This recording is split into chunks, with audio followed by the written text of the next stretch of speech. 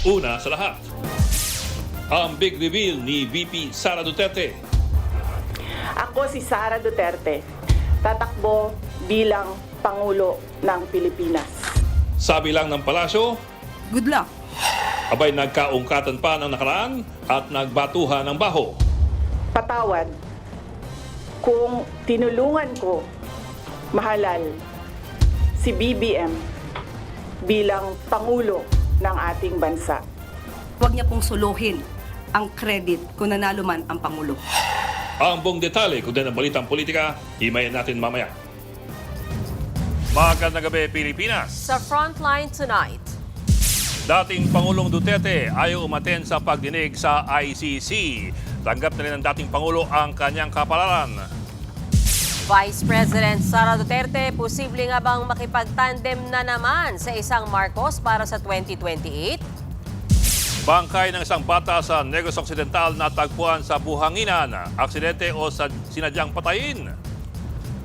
Habang sa pool sa video ang mga nagdala ng drum na may labang chop-chop na lalaki sa Pasay City. Back-to-back na disgrasya, motor na nag-overtake na bangga ng pick-up sa Pampanga. Habang sa highway sa Aklan, 18 ang sugatan sa salpukan ng van at truck. Mga hold-upper sa Australia nakahanap ng katapat sa palabang may-ari ng tindahan ng mga alahas.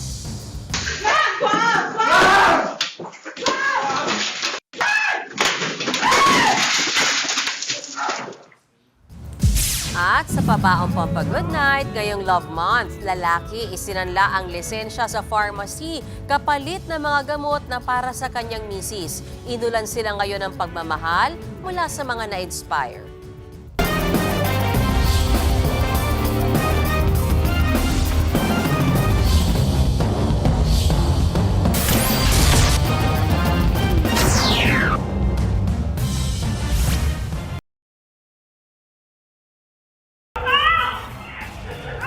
Sa pool sa CCTV, ang pagbaril sa opisyal ng Civil Aviation Authority of the Philippines or CAAP sa Puerto Princesa sa Palawan.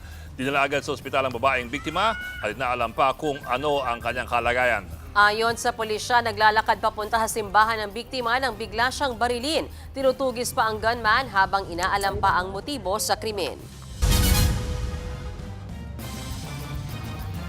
Good luck! Yan na lang ang nasabi ni Pangulong Bongbong Marcos tungkol sa pagtakbo ni VP Sara Duterte sa pagkapangulo sa 2028. Habang ang bise at ang palasyo nagpalitan ng kani-kanilang issue sa korupsyon, nasa frontline ng balitang yan si Camille Samonte. Ako si Sara Duterte, tatakbo bilang Pangulo ng Pilipinas. Syukran. 2 taon pa bago mag-eleksyon pero inanunsyo na ni Vice President Sara Duterte ang kanyang pagtakbo sa 2028 presidential elections. Bago ang big reveal ng bise, tinanggal ang logo ng Office of the Vice President. Inalis din ang watawat ng OVP at tanging iniwan ang Philippine flag. Sa kanyang speech, nagsorry siya dahil naging instrumento pa raw siya para mahalal ang dating kayuni team na si Pangulong Bongbong Marcos Jr. Mga kababayan, humihingi ako ng paumanhin. Patawad kung tinulungan ko mahalal si BBM bilang Pangulo ng ating bansa. Inisa-isa ng bise ang mga anyay paghihirap ng mga Pilipino sa ilalim ng Marcos administration. Partikular ang baha, pagtaas ng presyo ng mga bilihin at anyay kakulangan sa maayos na healthcare system. Patawad kung hanggang ngayon ay marami pa ring Pilipino ang nalulunod sa baha nang dahil sa malawakang korupsyon. I cannot kneel before each and every Filipino to beg for forgiveness. Instead, I offer my life, my strength, and my future in the service of our nation. Ipinaliwanag din ng bise na korupsyon ang dahilan ng kanyang pag-alis sa gabinete. Hindi ko kinaya na maging bahagi ng 2025 national budget na tadtad ng katiwalian. Pinili kong umalis sa kabinete kahit alam ko na mula pa noong 2023 na ang magiging kapalit ay ang aking impeachment. Malaman naman ang sagot ng Malacanang sa pagtakbong Pangulo ni VP Sara. Kapag po kasi nagsasabi si Pangulo ng good luck, nakangiti naman siya eh. So, kung sarcastic to o hindi ko masasabi. Hindi rin pinalampas ng palasyo ang pagsusori ni VP Sara sa pagiging instrumento para mahalal si PBBM. Pareho naman po sila nagtulungan dahil ito ay unity team. Kaya wag niya pong solohin ang credit kung nanalo man ang Pangulo. Ang dapat daw ihingi ng sorry ng bise ay ang sarili niyang korupsyon. Siguro po dapat mauna muna na ihingi niya ng tawad kung ano man ang mga issue ng korupsyon at katiwalian at di umanong paglulustay ng confidential funds ng kanyang dalawang opisina at the time, OVP at ng DepEd. Hindi rin daw dapat manisi ang bise sa pagbaha dahil maraming flood control projects ang amang si dating Pangulong Rodrigo Duterte. Ilan po bang flood control projects merong itinatag? Di umano ang kanyang ama. 13,917 na flood control projects na mukhang hindi naramdaman. Dahil kung meron 13,917 flood control projects, dapat naramdaman natin at medyo humupa ang pagbaha sa Pilipinas. Natanong ang Malacanang kung posibleng strategy ang deklarasyon ni VP Sara para mapagaan ang epekto ng impeachment. Kaya nga po sinabi natin isa siya na maituturing na politician. Politician na ang iniisip ay ang susunod na eleksyon. Ang iniisip ay yung pansarili na interes, hindi ang taumbayan.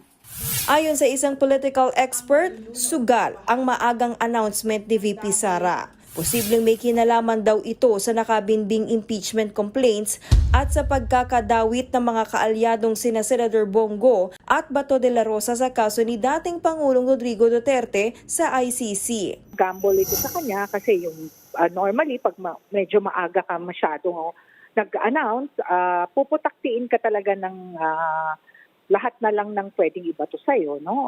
Well, siguro iniisip niya, sa bagay, marami nang na ano sa kanya ng mga kaliwat ka ng mga akusasyon. So, hindi na magiging bago sa kanya yun. No? Survival mechanism, but also to also ensure na kung sino man yung mga kaalyado niya, magpakilala na. Ang PDP, suportado si VP Sara kahit hindi raw siya miyembro nito. Parehas lang naman daw sila ng paninindigan. Iaalok daw ng PDP ang kanilang kakayahan para sa kandidatura ni VP Sara. Nagbabalita mula sa Frontline, Camille Samonte, News 5. Kapag tumakbo kang presidente, kailangan mo ng running mate. Umuugo ngayon ang posibilidad ng tambalang Sara Duterte at Amy Marcos para sa 2028 elections. Narito ang aking report. Duterte Marcos, tambalang Vice President Sara Duterte at Senador Amy Marcos. Yan ang isinusulong ni Senator Robin Padilla. Kasunod yan ang announcement ni VP Sara na tatakbo siya sa pagkapresidente sa 2028 elections. Ano ako Sara Amy ako Amy as VP, sir? Yan ang tinutulak niyo?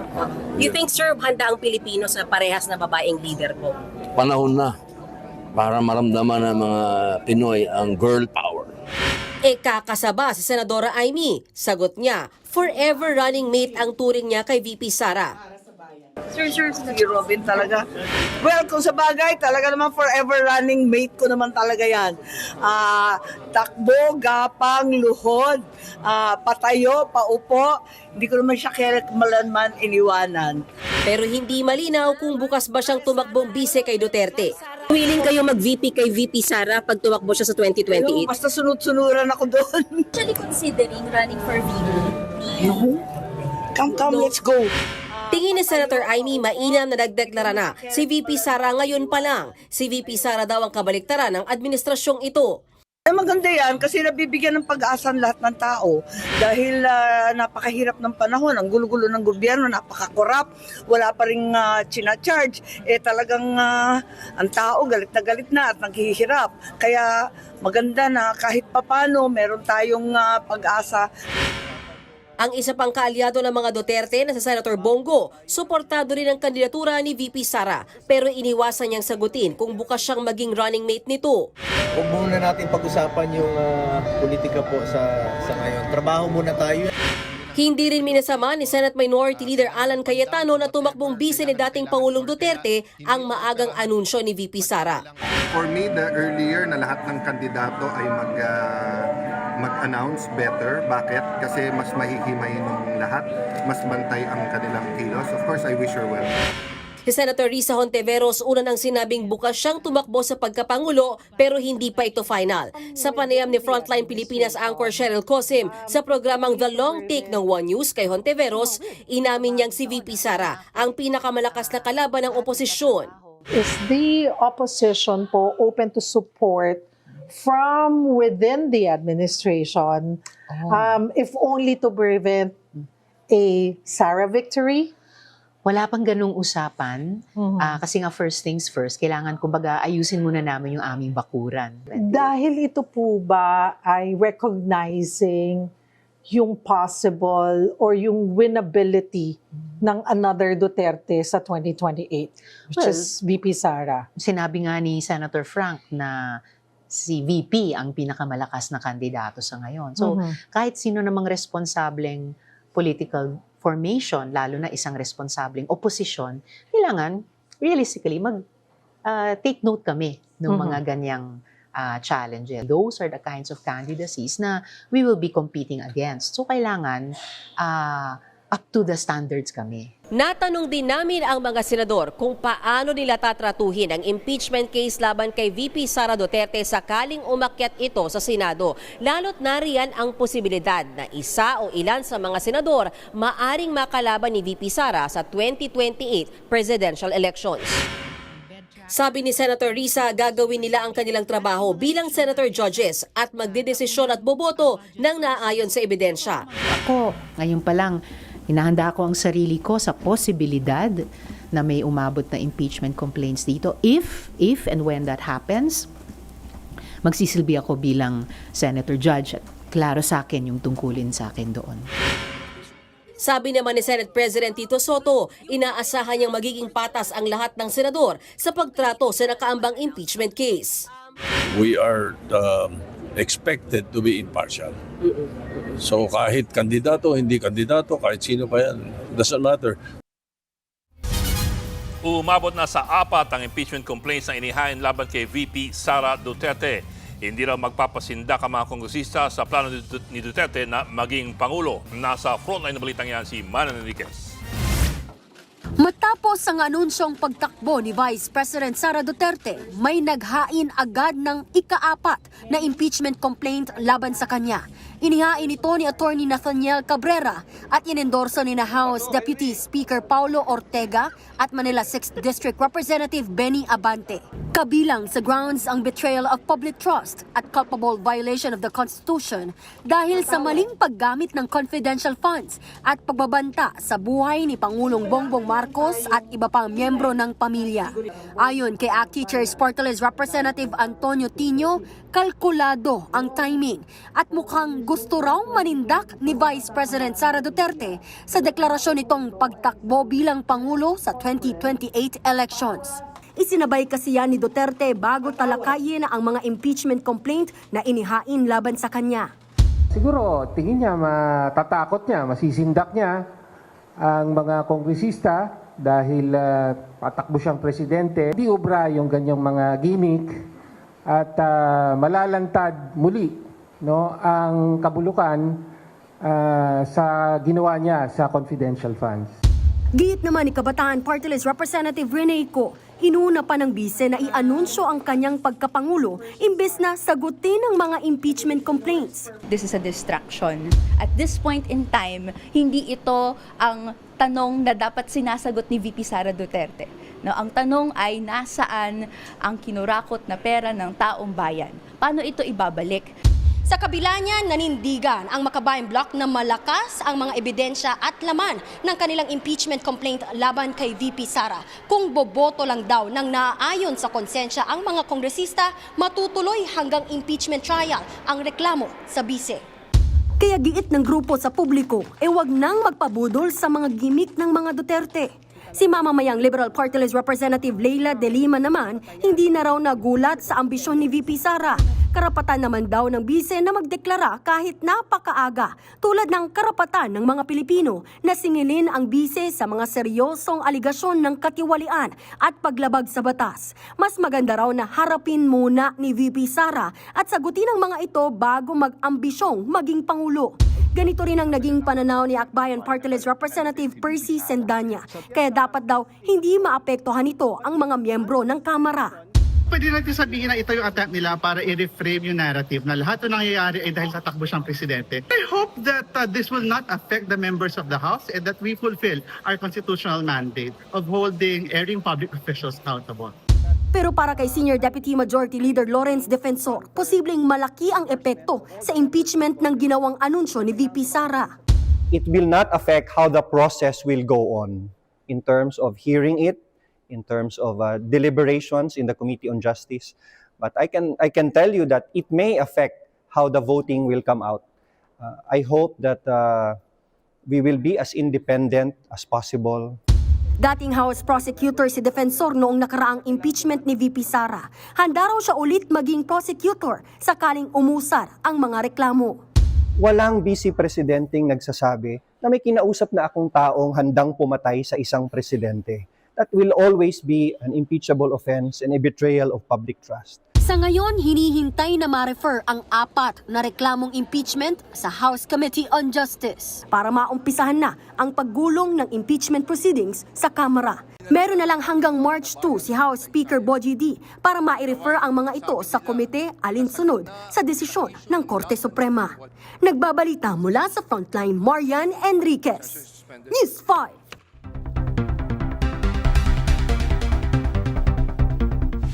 Hiniling ni dating Pangulong Rodrigo Duterte sa ICC na payagan siyang hindi dumalo sa confirmation hearing sa susunod na linggo.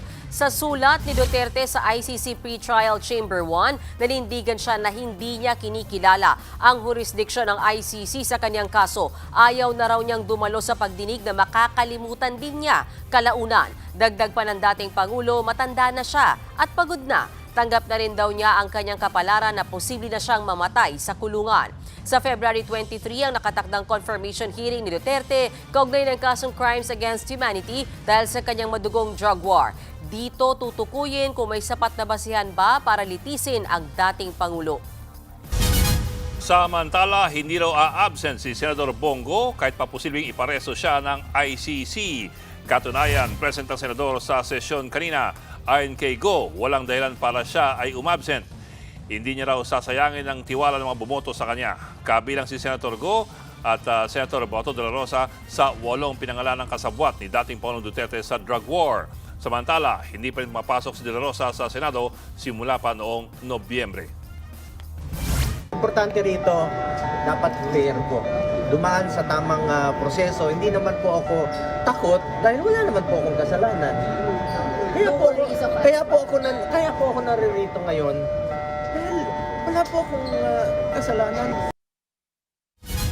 Sa ibang balita, nasa pool sa mga kuha ng CCTV kung paanong ibinaba sa kondominium ang drum na naglalaman ng chop-chop na lalaki sa Pasay. Isa sa mga suspect ang naaresto na. Nasa frontline ng balitang yan si Brian Castillo. Linggo ng hapon nang masapul sa CCTV ang Chinese national na ito ay tinutulak ang asul na drum na sakay ng pushcart sa isang condominium sa Pasay City. Sinamahan pa siya ng isang secu hanggang sa makapasok sa elevator. Sa kuha naman mula sa loob ng elevator, tila pagod ang Chinese national at nagpunas pa ng pawis habang nakahawak sa drum ang secu. Wala raw kamalay-malay ang secu na nakasilid pala sa drum ang chop-chop na bangkay ng isang lalaki. Inabandona ang drum na yan sa Binondo, Maynila. Sabi ng Chinese dito sa security guard, mga soft drinks. yung laman. Kaya hindi na rin siguro nagduda itong security guard natin. Nagpatulong pa kasi mabigat. So hindi niya alam na na may lamang tao ito. Basta nagpatulong lang itong suspect po natin. Sa kuha naman sa labas ng kondo, kita ang isa pang sospek na pumasok sa gusali. Siya umano ang nagrenta ng closed van na ginamit para dalhin at itapon sa Maynila ang drum na naglalaman ng chinap-chap na katawan. Nahagip din ang pagbalik sa kondo ng closed van kinagabihan. Gayon din ang sabay na pagpasok ng dalawang sospek sa building. Sandali mo, sandali. Mag-uusap mo na ako. Sa likod. Kasama ako sa inyo. Kasama ako sa inyo. Walang problema. Sige. Magpaposas ka sa likod. Magpaposas ka sa likod. Sa likod nang muna ako. Kaya nga, magpaposas ka sa likod. Sa follow-up operation, naaresto na ang sospek na nagrenta ng van at nagsilbi rin umanong interpreter. Positibo siyang kinilala ng security guard ng condominium na kasamang nagbaba ng drum. Ito yung kasama yung galing dito na nagkarga dun sa drum. Yung karga, hindi ako nagkarga. Doon lang sa baba na ito ang kausap ng Ikaw yung nagkarga ng sasakyan. Depensa ng sospek, wala siyang kaalam-alam na bangkay ang laman ng drum at nagrenta lamang siya ng sasakyan. May kaibigan daw siya na sabi ako may paarkila ba ng sasakyan. Sabi ko wala akong paarkila sa sasakyan. Pwedeng pwede ko kayo hanapan ng pag-arkila. Yung sinabi ko, pwede ko kayong tulungan, mahalo ko kayo. Siyempre, inisip siya para kumita ako. Ayun, paghakit. Akala ko maglilipot ng bahay. Sa isinagawang backtracking, natukoy ng mga pulis ang mismong condo unit kung saan pinaniniwala ang pinatay ang biktima. Bagamat halatang sinubukan umanong linisin ng kwarto, may mga naiwan pa ring bakas ng krimen. Hanggang andun pa yung blood stain, yung unan, ang daming dugo. At saka yung map meron pang dugo na talagang nilinis na rin talaga. Pero meron pa rin talaga mga dugo na naiwan doon sa master's bedroom. Sa ngayon, hindi pa matukoy ng pulisya ang pagkakakilanlan ng biktima na inilarawang isang Chinese-looking na lalaki. As of now kasi hindi pa natin ma-determine kung sino yung victim po natin kasi ayaw pong magsalita itong nahuli po natin na isang suspect. Utang ang isa sa mga nakikitang posibleng motibo sa krimen. Tinutugis na ang isa pang sospek na sinasabing ang mismong pumatay sa biktima. Nagbabalita mula sa Frontline, Brian Castillo, News 5. Natagpo ang patay at nakabaon sa buhanginan ng isang bata sa Kawayan, Negros Occidental. Nasa frontline na balitang yan si Mobile Journal Kayla Makantan.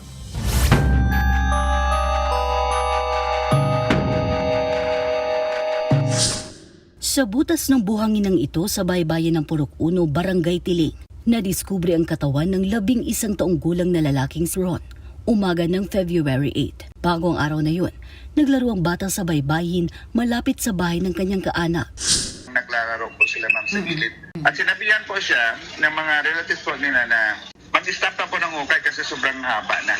And then pwede na nung magkakos ng aksidente. And eventually po hindi po ito po pinansin po ng biktima natin. Yun na ang huling beses na nakita si Ron. Nag-report ang kanyang pamilya sa mga pulis at nag-post din online para mahanap siya. Hanggang sa napansin ng kanyang tiyahin ang tila hukay sa baybayin. Nakita si Ron na nakatayong natabunan ng buhangin at wala ng buhay. Initial findings po, there were no signs of foul play. Pumayag naman po ang pamilya na magkaroon ng autopsy examination. Na-promise naman po yung medical legal natin na kakayanin kung pwede makayan itong work na to. Ilalabas na po yung autopsy report po. Ilang malapit sa biktima umano kasi ang naniniwalang hindi aksidente ang nangyari sa bata. Sa isinagawang postmortem examination, may mga bakas umano silang napansin na posibleng senyales na sinakal at pinagsamantalahan ng bata.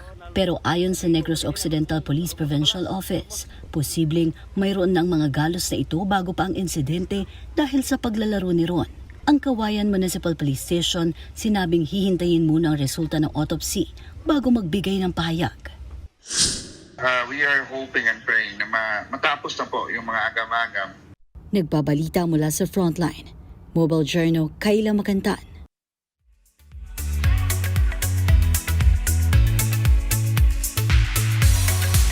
Showbiz Tonight na tayo. Nakipag-bonding si two-time Olympic gold medalist Carlos Yulo sa kanyang mga kapatid with his girlfriend.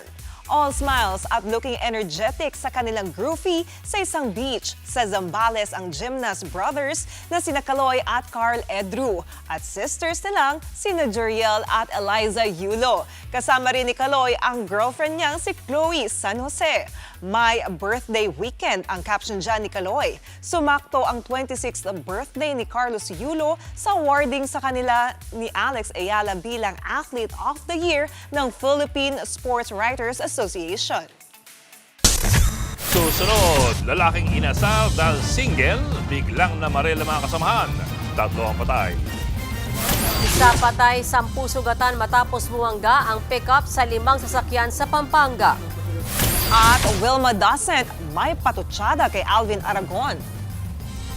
Ano to? Ikaw lang kinakausap ni Papa Jesus? Kami hindi. Magbabalik pang Frontline Tonight.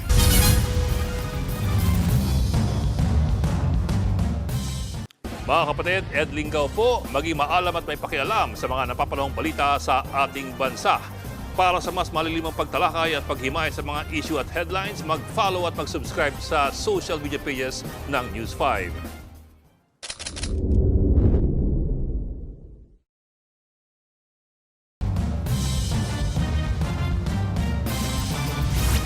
Kuha yan sa Mexico, Pampanga. Nasalpok ng pickup ang nag-overtake na motorsiklo. Isa pang motor ang nadamay riyan. Hindi na nakita sa CCTV pero nakabangga pa ng 3 sasakyan ang pickup. Patay ang cast ng nag-overtake na motorsiklo habang 10 naman ang sugatan. Nakakulong na ang driver ng pickup na napagalamang lasing. Isa pang disgrasya, nagkasalpukan ng isang pampasaherong van at elf truck na may kargang isda sa Navas, Aklan. Bigla raw nag-lock ang preno ng elf truck at namatay ang makina. Kaya nawalan ito ng kontrol at sumalpok sa van. 18 ang sugatan. Nagpapagaling na sila sa ospital. Inasar dahil matandang single kaya namaril ang isang sundalo sa Pinukpok, Kalinga. Nakabulagta ang mga kabaro niyang tinamaan ng bala. 3 ang patay habang 2 ang sugatan. Ayon sa Kalinga Police, may personal na problema ang suspect at mag-isa rin din daw talaga siya sa buhay. Posible raw na napikon siya sa mga biktima ng asarin nila ito at hindi na raw makakapag-asawa pa. Napag-alamang miyembro ng Citizen Armed Force Geographical Unit o CAFGU ang suspect. Agad siyang naaresto. Maharap siya sa patong-patong na reklamo. Kulungan ang bagsak ng 2 ng hold-up sa isang laundry shop sa Catbalogan City sa Samar. Sa kuha ng CCTV, makikita ang isang suspect na armado ng baril. Inutusan itong empleyado ng laundry shop na ilabas ang pera habang isa niyang kasamahan tinangay ang isang bag. Kabilang sa mga ninakaw ang 15,000 pesos na cash ng laundry shop at wallet na may lamang 3,000 piso at ATM card. Nahuli naman sa follow-up operation sa mga pulis ang 2 suspect at nakumpiska sa kanila ang isang baril at granada. Napag-alaman ding dati silang nasangkot sa holdapan sa iba pang bayan sa Samar.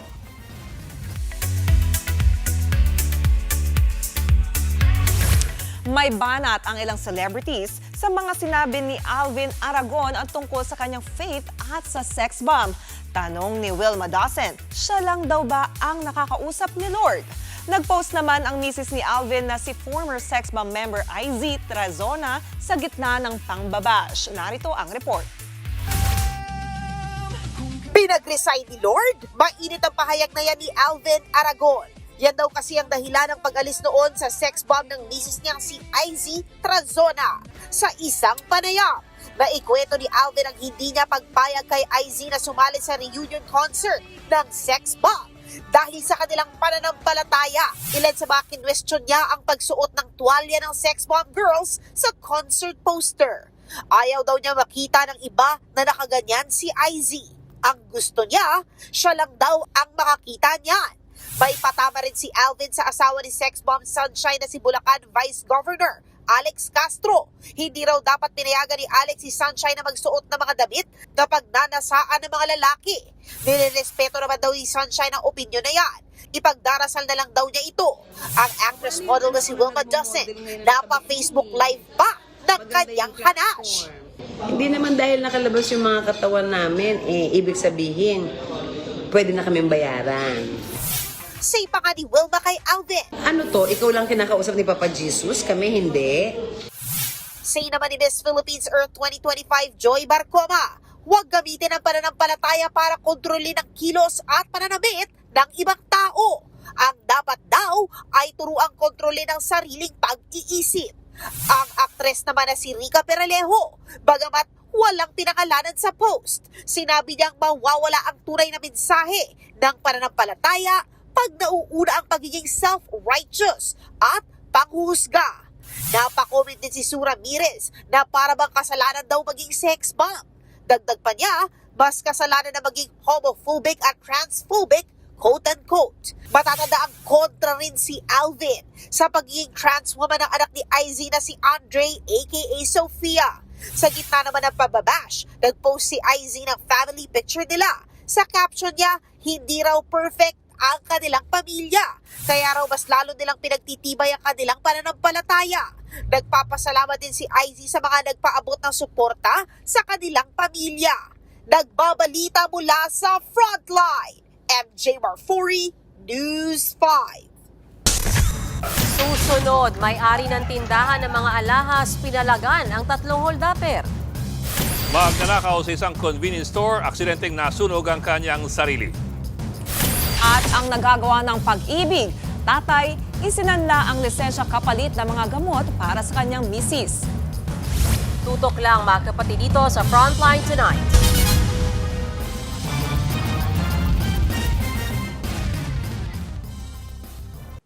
Mga kapatid, Mean Los Baños po, huwag magpahuli sa mga balita at impormasyong dapat ninyong malaman. Para sa mas malawak na balitaan at diskusyon, mag-follow at mag-subscribe na sa social media pages ng News 5.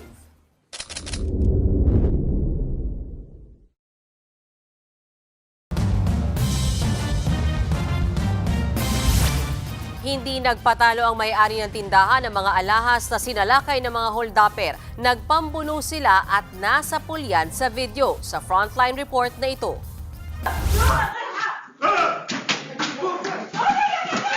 Sinugod ng isang lalaki ang 3 ng hold-up sa kanyang jewelry store sa Melbourne, Australia.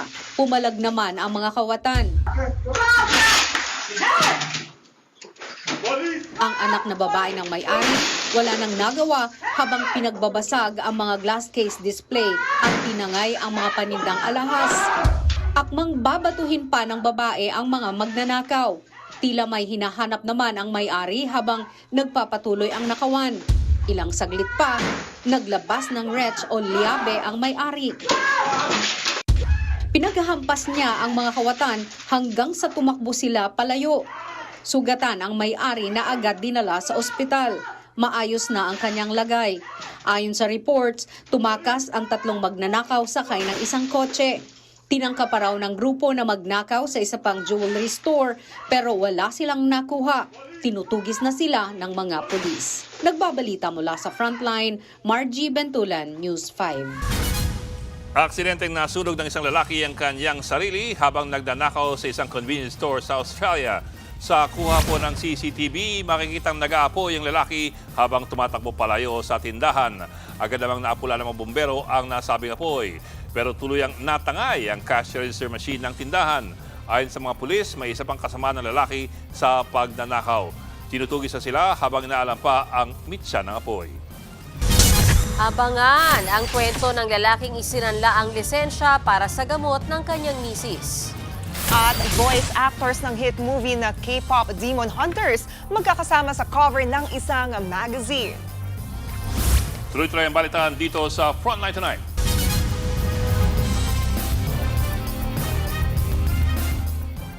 Mga kapatid, Johnny Alipon po, maging updated sa latest entertainment at lifestyle. Huwag magpahuli, mag-follow at mag-subscribe na sa social media pages ng News 5.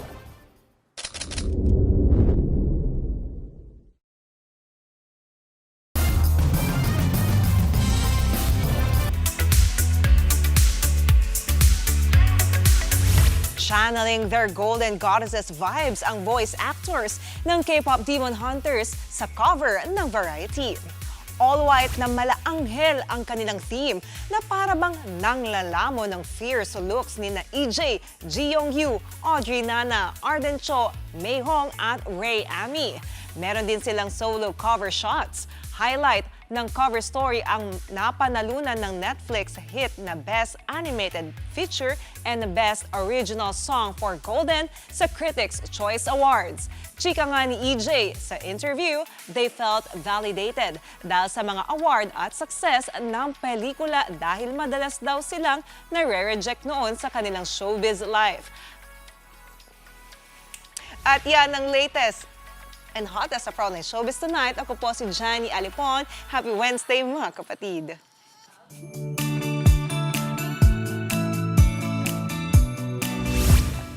At para naman sa ating pabawang pampag-good night, kakaiba talaga ang nagagawa ng pag-ibig. Gaya na lang ng viral na lalaking nagsangla ng kanyang lisensya kapalit ng gamot para sa kanyang misis. Nasa frontline ng balitang yan si News 5 digital producer Von Belenario.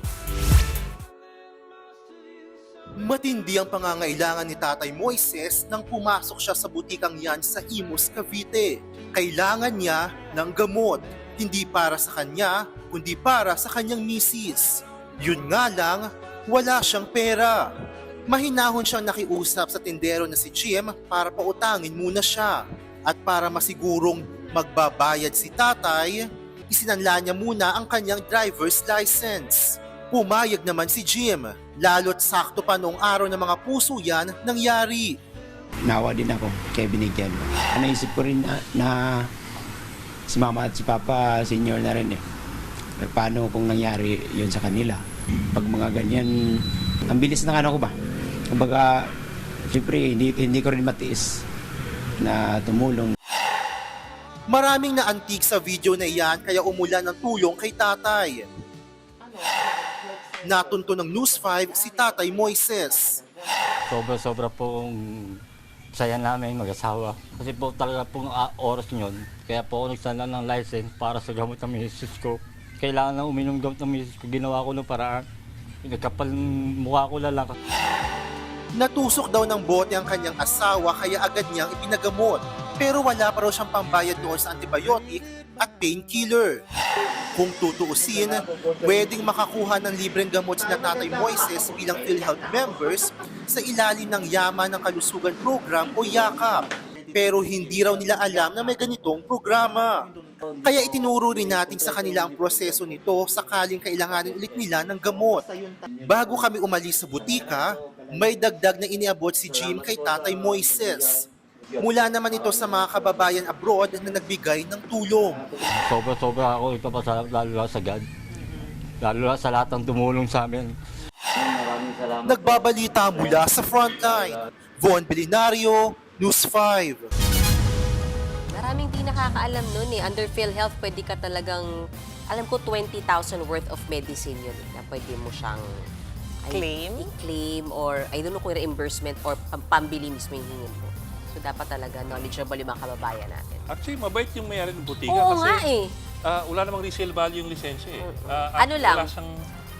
Pangahawakan mo lang na babalikan niya at babayaran niya kasi hindi siya makaka-mag-drive kapag wala siyang lisensya. But as a pawn shop, it's not going to be any value to the Naisip lang daw talaga yung nanay at tatay niya na mga seniors. Nakano din. Good job to doon, Kuyang. Yes, sir. May gusto ko sabihin. Welcome back! We're so glad you're here! Yay! Woo! Wala kaming maasap ng ilang linggo. So, maghanda ka. Maganda rin kayo mga kapatid. Nag-ipon-ipon kami ng pang-asar Oo, nag-ipon kami. Grabe naman yung... Listahan si Bian dyan. Aray ko po. Buti na lang, malapit na matapos. Malapit na mag-Friday. Tinatapos na niya agad. Tapusin mo na daw, sabi niya. Diyan po 45 minuto ang pag-imay sa malagang headlines. Balitan at diskusyon para sa paghubog ng matalinong opinyon. Kami yung kapalit sa balitaan sa public service. Ako po si Mayan Los Baños Oroseo. Ako lang po si Edling Gao, walang iwanan sa Frontline Tonight.